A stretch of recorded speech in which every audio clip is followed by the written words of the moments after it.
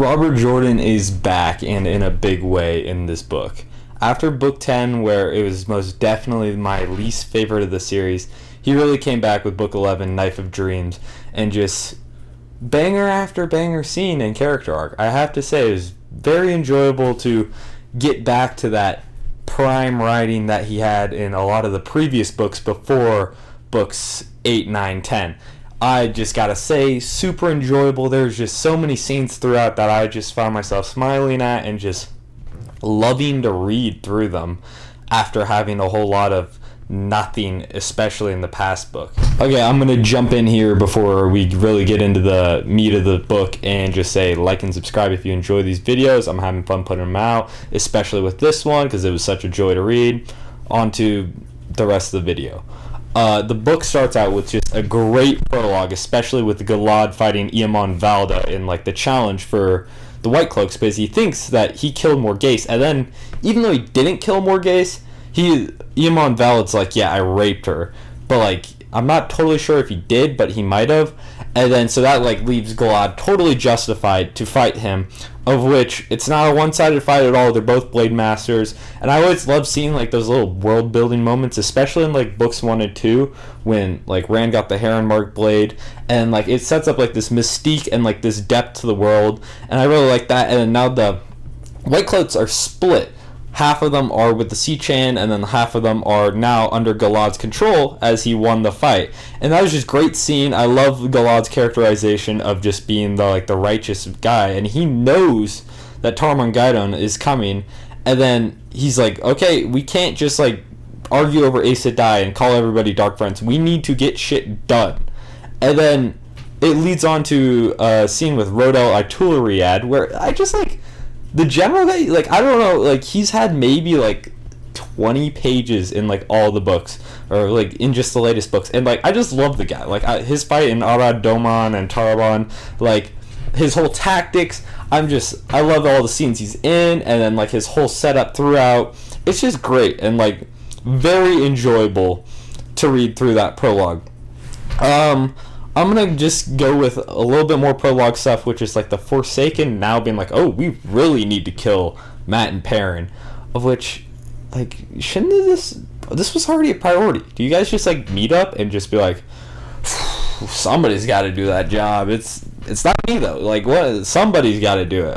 But like, we'll all be Naeves once we kill Moradin, who's every Forsaken's planning to kill Moradin, and then not doing like any of the actual stuff to like progress. They're very incompetent, except for like select moments. And even in those select moments, which we'll get later to, like they still fuck it up. Jumping into past the prologue stuff, Egwene in this book was so much better than how she'd been in the Rebel Aes Sedai camp. When she's in the tower and she's sowing disruption already, like the Ahas are very disrupted, but like she's going further in. I mean, like getting beaten for, like at every meal 3 to 4 times a day because she's being so disrespectful, but like in a very respectful way. It's a very weird the way she does it. She's like, I'm the armor and seat still and not Eladia, and like look what she's led you to. And she's like planting these seeds in the sisters' heads who are already like fragmented. It's been much more interesting than how she'd been. I was very glad that Robert took her, or Mr. Jordan, I don't know, took her out of the element she was in into a more engaging situation. And then the bits and pieces you get of Eladia in this book also just like compound on that fact. And I totally forgot that she got swiped by Padon Fane with the dagger, and like that may be contributing why she's acting this way. I don't think she's a dark friend, but like neither is Padon Fane. I think he just sows chaos.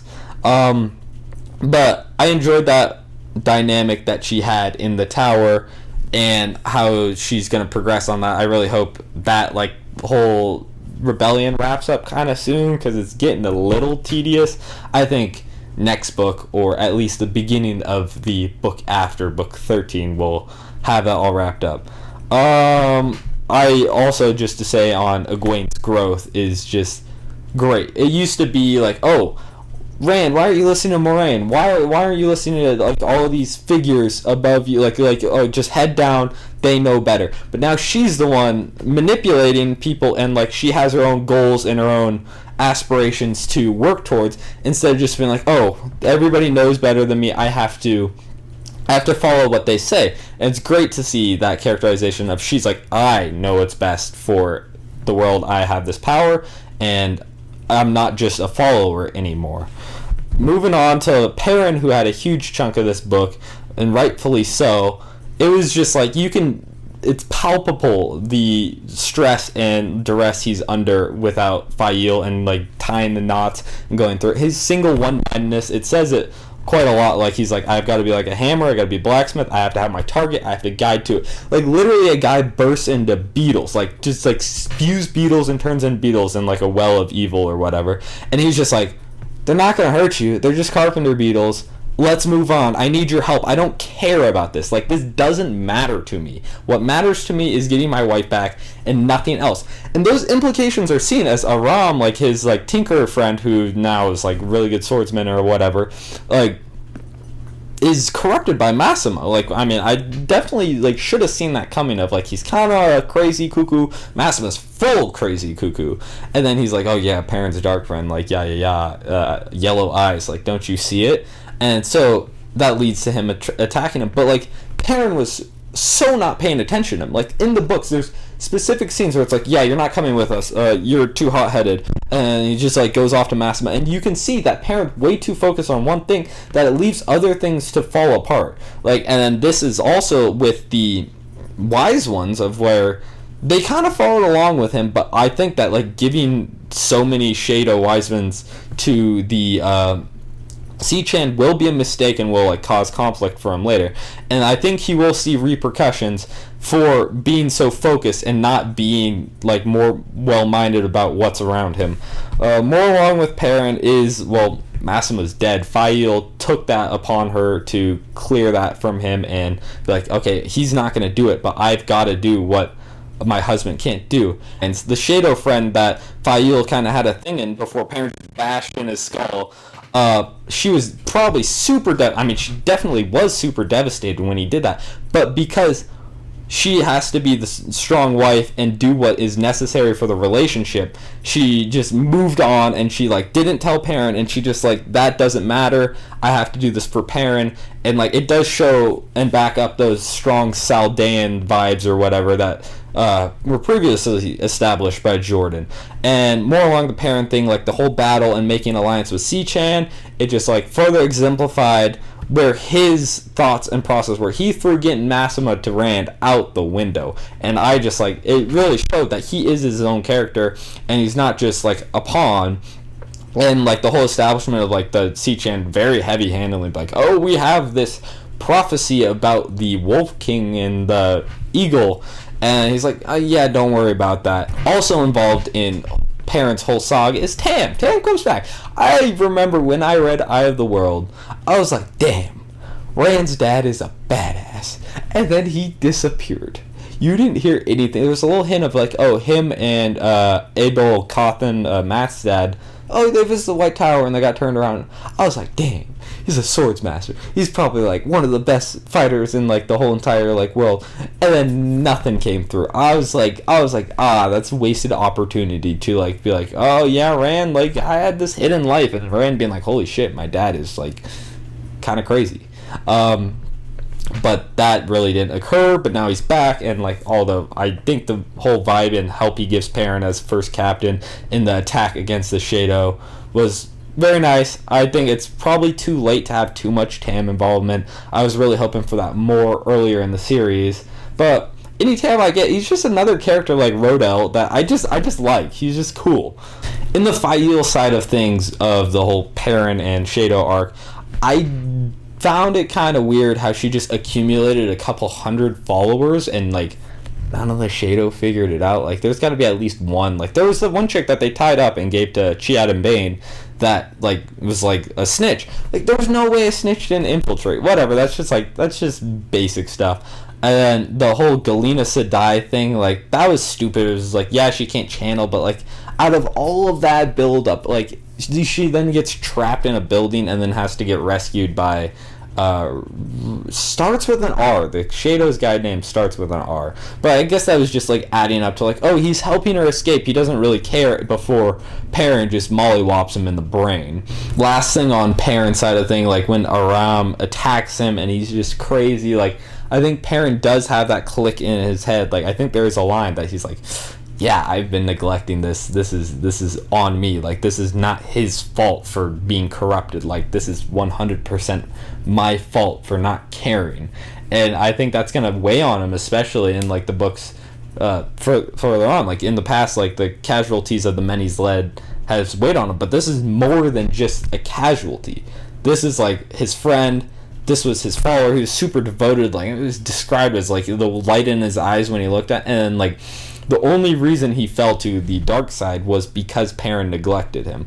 Moving on to another of our big three boys, we got Mat. Mat was great this book. His dynamic with Tuon improved greatly, and they're traveling, and the whole wife situation was just much more interesting than it was. There was less stalling. I think because the characters were moving and they got out of the caravan and the traveling show, especially like when she's like, oh, take me to a hell, like the diner or the inn, and they get attacked, and then that's how they get out of the show.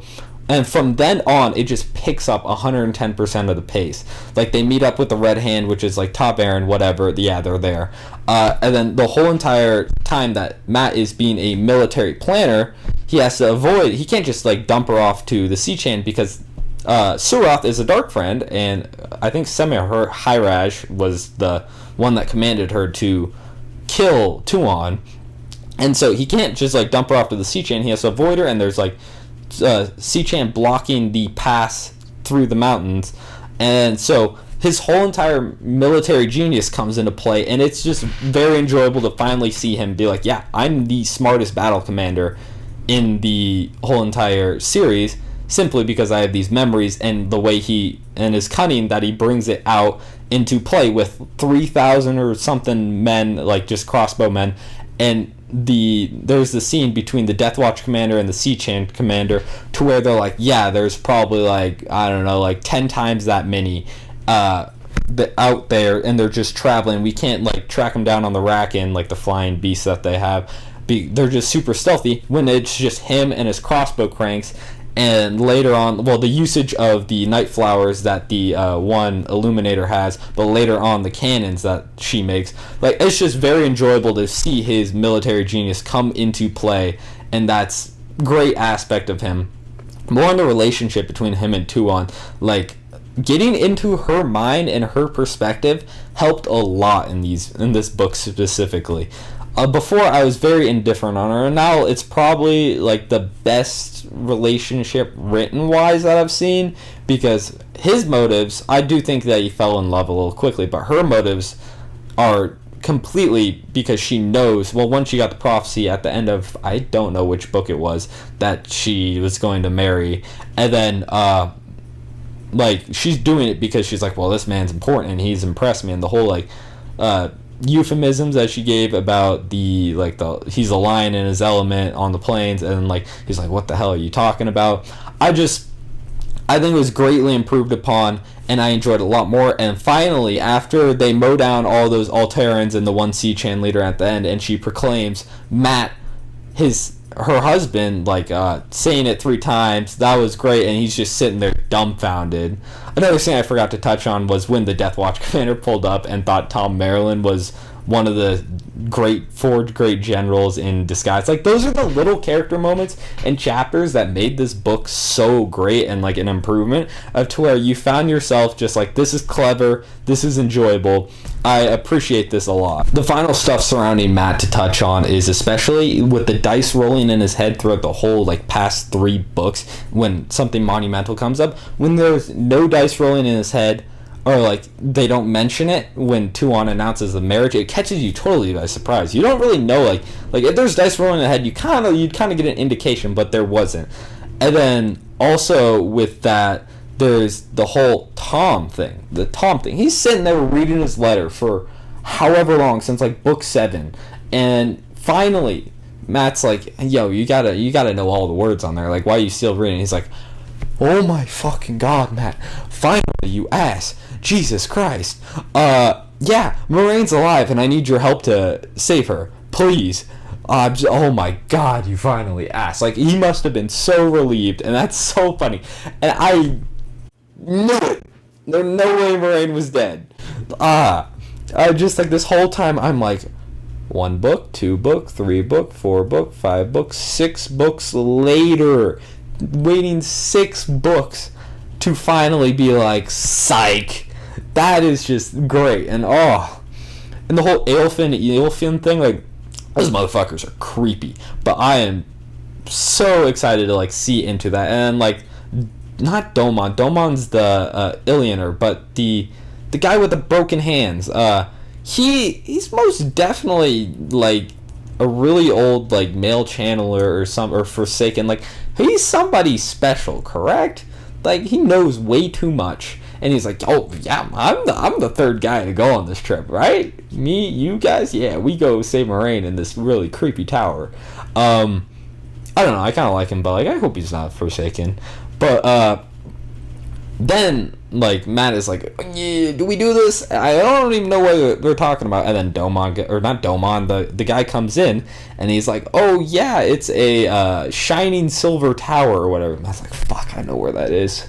I passed that in book 1. God damn it. Guess we're going to say Moraine. But that gets put off, and I'm just like, oh, that's going to be great. I really hope that's, like, super sleuth, magical, Lovecraftian horror shit. I just think, if that's pulled off correctly, please, Brandon Sanderson, please pull that off correctly. I mean, I've heard positive reviews, so I'm assuming you do. Elaynes also was a big player in this book and got a decent amount of pages. It's not great, but it's an improvement on what it was. I am so tired about hearing about her frickin' food and tea and birth problem. I don't care. I really don't care. I needed, like, maybe, like, 1 book with that stuff. No longer care. But besides that, her political maneuverings are pretty, like, wish-washy, like, not really important or interesting. Her enemies in Andor were just, like, not engaging to get into. Like, I didn't care about her opposition. But the whole Black Aha thing was very up and down. Like, the whole, I'm gonna go there with just these 2 other sisters and, like, some guardsmen who, like, can't do anything. Like, that was just stupid planning. Like, do you not just, like, shake up when, well, like, the kinswoman or the Athan Mir and be like, hey, can y'all just, like, just in case, help us shield these guys? But, like, that led to the escape, and Bridget, like, had to, like, run back to the palace and then teleport or gateway in front, and that led to the next amazing sequence, like, where, like, although the setup was kind of stupid, the payoff was great, of where all of her armsmen, or, like, a good chunk of her armsmen with the skeleton crew left defending the castle from, or the whole entire city from being attacked by her opposers, like, them charging and just getting mowed down by Black Sisters and Balefire. And the one captain, Chuban, or not Chuban, he's the Tarvalin guard captain. The starts with a G maybe. The captain there, like when Bridget's like, he's staring right down the Balefire, and the sisters just slump as the Athan Mir like, yeah, we'll do this, and they shield them. And then Elayne walks out, and then she sees, I have an army. I'm behind the enemies. Time to end this. And then that goes through, and then, like, the whole thing, like, it relates way back when to where it was, like, in the earlier books when they talked about Andoran queens, like, walking to the front lines so that the troops would, like, rally to her. She, like, Bridget or somebody was like, you're not gonna do that, but she still, like, only had, like, 1 layer of guardsmen. That was cool. And then she ends up getting 9 voters, and then she meets with the large army that was talking to Egwene a couple books back, and they end up voting for her, or, like, applying themselves to her cause, even though, like, they're really, like, just supporters of Dylena or whatever. So she's got a very rough, very insecure hold on the throne, but she will get crowned. So that's kind of that arc done, and I'm hoping that now she starts her Tamar guide on preparations.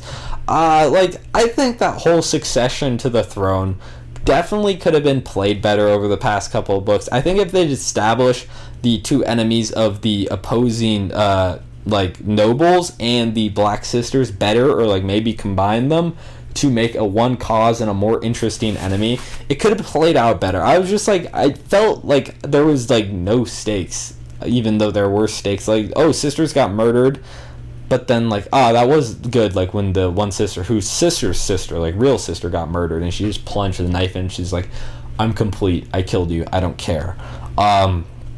But like the murder of the sisters and the kinswoman just didn't feel like super impactful, and like I just like the stakes of that were not played correctly. But I'm glad we're moving on from that, and she's got the throne, and hopefully she can now be like, hey Rand, Andor's in favor of you, because Rand has said, he's like, I don't know where Andor stands. They kicked out my troops, yada yada yada, the Aiel, and the Saldans. But moving on from her, you have Rand, who's been kind of wishy-washy, like not really in too many scenes. Okay, I'm back. My camera ran out of space, so I'm gonna have to re-record this. But what I was saying was, Rand has not really done much or been in these books after he cleansed the source, and he's really just been vibing out in the mansion. But Loyal comes, and Loyal is there with him, of which after Loyal gets married, there's a massive Trolloc attack, like thousands upon thousands of Trollocs. But what happens is, when Rand reaches for the source, Lews Therin grabs it, and he's in control, and so he's using these like huge, like super intricate weaves of just destruction to slaughter the Trollocs. And like Logain points out, he's like, oh, were you saving these weaves to show to like Mazrim Taim and his cronies? Like, he's like, why the hell have we not known these? And Rand's like, this is not me doing this. I don't think he says it to them because he doesn't want everybody to think he's going crazy already, but he's like panicking on the inside. And once that whole fight concludes, and he's still holding it, Lews Therin's still holding it, and they're just all sitting there, and the tension is so palpable in the scene, and it just shows that like Rand is going downhill in terms of control and being ready for the last battle. Like, this is not at all like other series where the protagonist just ramps up and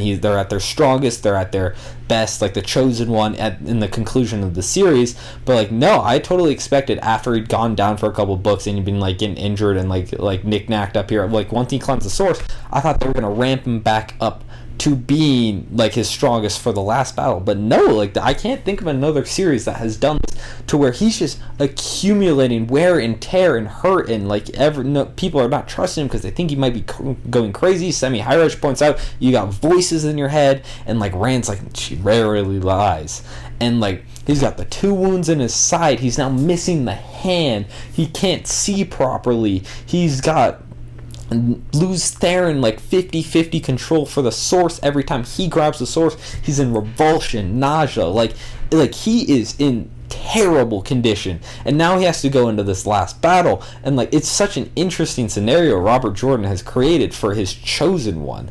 Besides that, what's working around him is Logain and Davram and Bashir went to the Seachan to organize a meeting with the Daughter of the Nine Moons for a peace talks. Tarmon is coming, and what we know is she's with Matt. So this whole assumption when they thought, like, yeah, sure, she'll show up. Like, yeah, we got you. You just think, oh, it's going to be Suroth or somebody disguised as her. They agree, and they go to meet up, and it's described as, oh, little bald woman. And you're like, wait a minute. This is just somebody with a shaved head. Or like, this can't be her because we know where she is. And then Cadsuane's Terangriel interact with her illusion, and it's Semi-High Rush, and she just yeets a fireball at Rand, and he ends up losing his hand. He sticks his hand out because he tries to grab the source, and it just like loses his hand.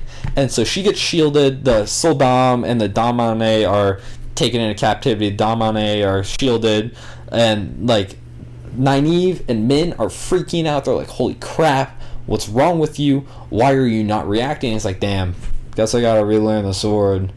Moving on now. We still need that piece. Send those Soldam back. we still got stuff to do. This can't hold me back. I just got to relearn the sword. But besides that, like, this can't be a deal to me. I have to keep on moving. I am iron. I am rock. I am steel.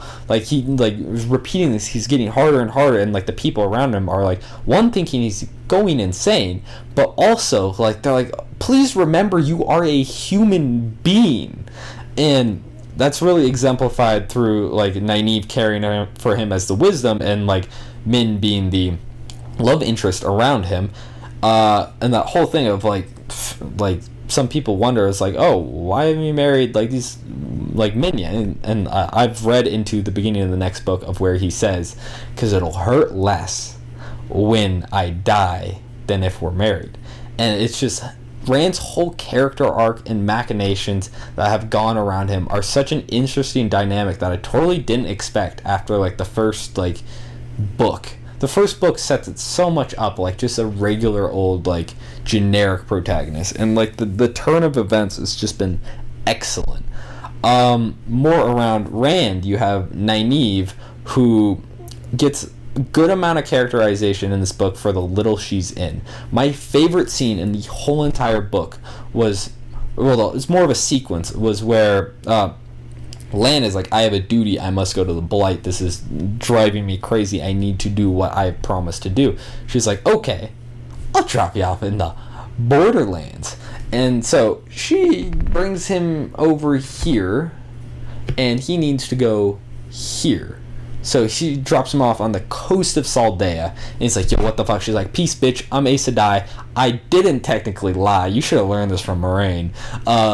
And goes, and like, instead of just going back to Rand, she visits these merchants, and this is told from the merchant's POV, and this got me so hyped, where she's like, do you remember Alan Mandragon? Do you remember Malkier? Do you remember your duty? For every man that wears the Hadori and every woman that wears the Kisan, I'll send my sons, and you shall fight the Blight. You shall fight for the light. You will fight the darkness and the Trollocs in the Blight. And like, yeah, I was getting so hyped. I just imagine Lan having his Aragorn from Lord of the Rings scene of just facing off, Lan and the boys in the Blight, just there ready to scrap. And just it was written so well, and since it was written from the perspective of that trader, that merchant, like, Nynaeve came across as the Aes Sedai, and like she fully embodied it, because a lot of the other ones, like moments where she's like used this power, you kind of know she's like, oh, she's around like other women of power and they may be deferring,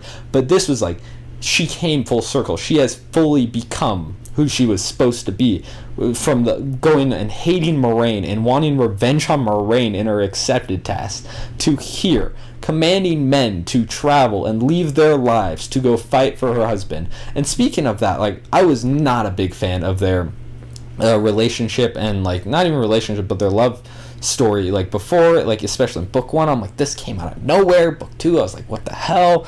But now that they're married and under the like the Athon Mir customs, like, I like it a lot more. The dynamics work, like, I believe it. Like Matt and Tuon, I think those are Robert Jordan's best written relationships, Matt and Tuon, and Lan and Nynaeve, whereas Rands is still kind of whack, and Egwenes is even weirder and worse. But like, it's favorite scene. I was getting so excited, and I just imagined this last battle and like Lan leading the charge, and it was just a great moment. And like, those are the scenes like that, along with like the one I was talking about with like Rodell or Galad in the very beginning. Like, those like scenes are what makes this book so good, and I am so glad that like Robert Jordan was able to put out such like a amazing book before he passed away. And he ends it with what might even be a better scene, like all like depending on which reread you're on, which is the Black Tower